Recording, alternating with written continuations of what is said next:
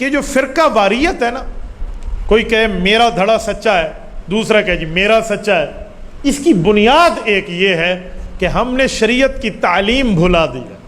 شریعت کی جو تعلیم ہے نا، وہ صرف قرآن کریم کا نام نہیں ہے، وہ صرف حدیث کا نام نہیں ہے، وہ صرف صحابہ کا نام نہیں ہے، بلکہ قرآن و سنت، صحابہ اور اہل بیت کی تعلیمات ملیں گی تب شریعت بنے گی۔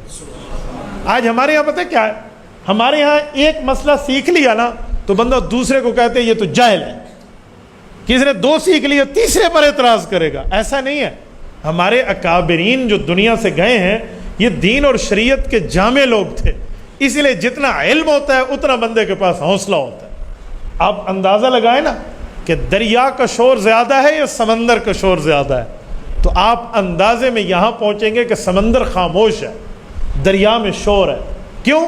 اسی کو ہمیں سمجھانے کے لیے کہا گیا ہے کہ کہہ رہا ہے دریا کے شور سے سمندر کا سکوت، جس میں جتنا ظرف ہے اتنا ہی خاموش ہے۔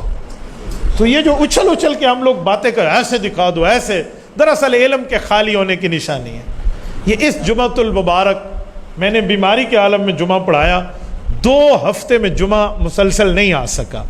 ادھر جمعہ گفتگو کی، جمعہ کے بعد مجھے ایک طالب علم ملا جو یونیورسٹی لیول کے اسٹوڈنٹ ہے، ماشاءاللہ باشرہ بھی ہے، دیندار بھی ہے، پہلی ملاقات ہے زندگی۔ السلام علیکم، مجھ سے بھی ایک سوال کرنا ہے۔ جی فرمائیں مفتی صاحب، ایک سوال پوچھنا ہے اور صحیح جواب دیں۔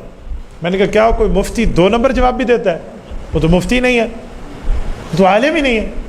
نہیں اچھا میں سوال پہ مجھے پوچھیں، میں حضور پاک کی حیات کے بارے میں سوال کروں گا اور صرف قرآن سے مجھے جواب دینا ہے۔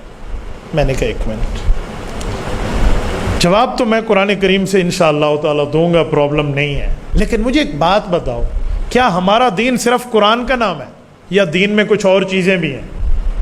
کیا مطلب؟ میں نے کہا مطلب سمجھا دیتا ہوں کہ ایک بندہ کہ میں صرف قرآن مانتا ہوں، حضور کی حدیثیں بھی نہیں مانتا اور پیغمبر کے صحابہ اور اہل بیت بھی نہیں مانتا، وہ کون ہے؟ کہتے وہ تو بے ایمان ہے۔ تو میں نے کہا پھر آپ نے شرط کیوں لگائی ہے کہ صرف قرآن سے دکھاؤ؟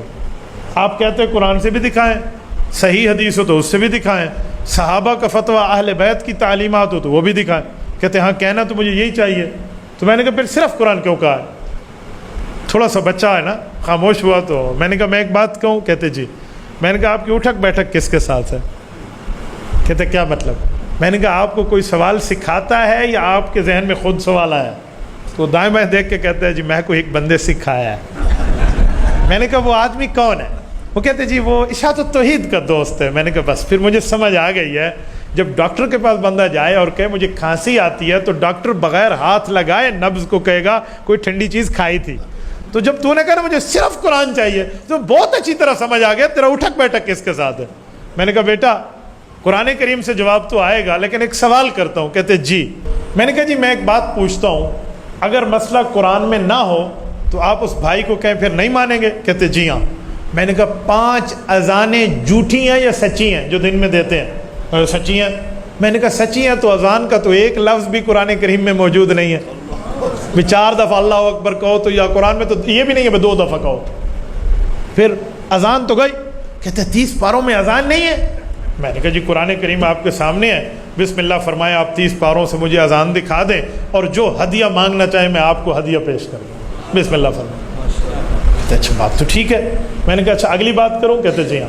میں نے کہا جب امام کے پیچھے تکبیر پڑھی جاتی ہے جسے ہم اقامت کہتے ہیں، یہ اقامت بھی قرآن کریم میں نہیں ہے، تو گنجی نماز پڑھی کر، اللہ اکبر، نہ بانگ نہ اقامت۔ کوئی پوچھے کیوں؟ تو کہنا قرآن میں نہیں ہے۔ کہتے اچھا۔ میں نے کہا آگے تھوڑی آگے بھی چلوں گا۔ کہتے جی بتائیں۔ میں نے کہا قرآن کریم شروع ہوتا ہے نا الحمدللہ۔ کہتے جی۔ میں نے کہا تو نماز بھی الحمدللہ شروع کر۔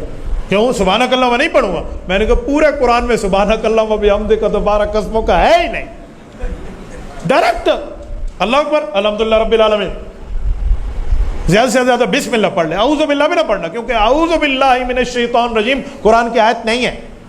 قرآن میں فَإِذَا قَرَأْتَ الْقُرْآنَ فَاسْتَعِذْ بِاللَّهِ حکم تعوذ ہے، لفظ تعوذ قرآن میں نہیں ہے، ڈائریکٹ الحمدللہ پڑھ اور آگے آمین بھی نہ کہنا۔ کہتے وہ کیوں؟ میں نے کہا آمین قرآن کریم میں نہیں ہے، پورے قرآن کی الحمد کی الف سے والناس کی سین تک آمین کا لفظ نہیں ہے تو میں تمہیں گھڑی تحفہ دوں گا، بسم اللہ آگے کیوں کہتے جی؟ میں نے کہا سبحان ربی العظیم سبحان ربی العلیٰ سمیع اللہ لمن حمدہ ربنا ولک الحمد، یہ بھی قرآن میں نہیں ہے، یہ بھی نہ کہنا۔ میں نے ربنا ولک الحمد کہا ہے، یہ بھی ثابت ہے، ربنا لک الحمد یہ بھی ثابت ہے۔ کہیں میرے بعد آپ کہیں بھئی ربنا نواں پڑھ گیا، ٹھیک ہے، یہ دونوں کو ثبوت ہے۔ اچھا میں نے کہا یہ بھی قرآن میں نہیں ہے تو یہ بھی چھوڑ دے۔ اور اگلی بات التحیات للہ بھی نہ پڑھنا، کہ تو کیوں؟ میں نے کہا پوری التحیات قرآن میں نہیں ہے۔ اچھا اگلی بات درود شریف بھی نہ پڑھنا، اللہم صلی اللہ علیہ مبارک پورے قرآن میں نہیں ہے۔ اچھا صحیح، کوئی نہیں، میں دکھا چاہتا اللہ دے بندہ جڑا گواہ سے ثبوت تے کڑے سو ڈائریکٹ الحمدللہ، اس کے بعد کل واللہ اور ڈائریکٹ ربی جلنی مقیم الصلاۃ پڑھ کے سلام پھیر دینا، بس ختم ہو جائے گا۔ اور سلام بھی نہ کرنا، کیونکہ السلام علیکم ورحمۃ اللہ بھی قرآن کی آیت نہیں ہے۔ ایک گنجی نماز ہے، پڑھ سے مکھت ہو، گونی نماز ہے، گنجی ہے، پڑھے گا؟ کہتے ہیں نہیں۔ میں نے کہا اب نماز میں حدیثیں پڑھتا ہے تو جائز ہے، اور میں اگر عقائد میں حدیث پاک کی بات کر لوں تو میرے لیے حدیث غلط ہو جاتی ہے۔ یہ اس کے بخار کا علاج ہم نے سوڈیمنٹ کی گولی سے کیا، میں نے کوئی انجیکشن نہیں لگا۔ تو لڑکا کھڑا ہوا تھا، بیٹھ گیا، مجھے کہتے ہیں مولوی صاحب بڑی مزے کی گال ہے، ذرا سمجھاؤ۔ میں نے کہا مغرب میں آ جانا، انشاءاللہ تعالیٰ میں آپ کو سمجھا دوں گا، شام کو ہماری کلاس ہوتی ہے۔ تو میری بات آپ کے سامنے بھی یہی ہے کہ اگر ہمارے دل میں اللہ کو راضی کرنے کا جذبہ ہے نا، پھر ہم سنجیدگی سے سوال کریں گے، سنجیدگی سے بات سنیں گے، لڑائی کی بات نہیں ہوگی۔ یہ ممبر آپ کو لڑائی نہیں سکھائے گا، یہ ہمارے اکابرین کی ترتیب ہے۔ ہم دلیل سمجھائیں گے، دلیل بتائیں گے، دلیل سے آگے سمجھائیں گے۔